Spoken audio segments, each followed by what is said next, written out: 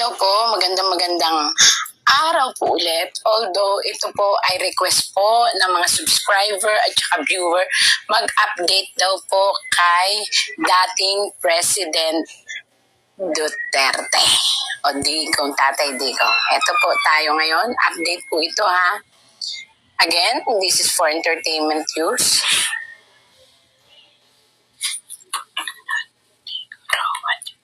Nakita mo sa akin kung ano nakikita mo. Ang katotohanan na nakikita mo mula sa kung nasaan si Tatay Digong. Nakaban ako.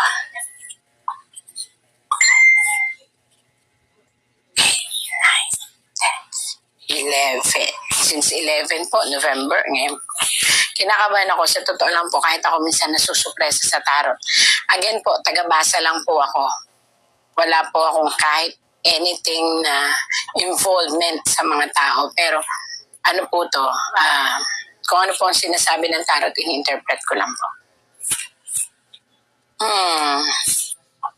Still, nakakabilib. Ang tatag pa rin ng pamilya. Ito ay isang pamilya.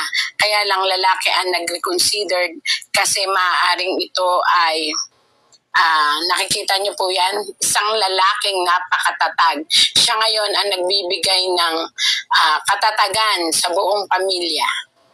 Maaaring ito'y anak niya na panganay na lalaki.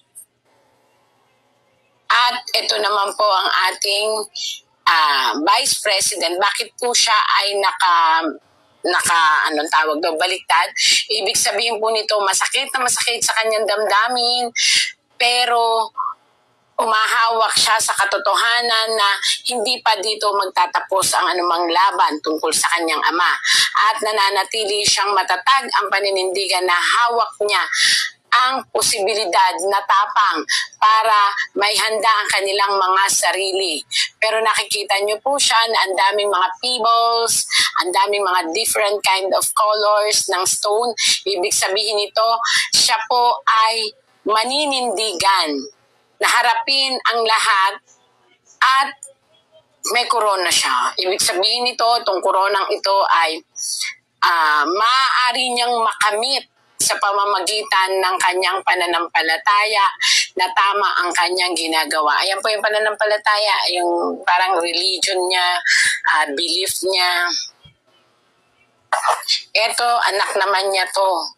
Maaaring ito yung panganay na anak na sa ngayon ay may katungkulan din, pero strong ang pananalig niya na tanggap din nila kung ano man ang mga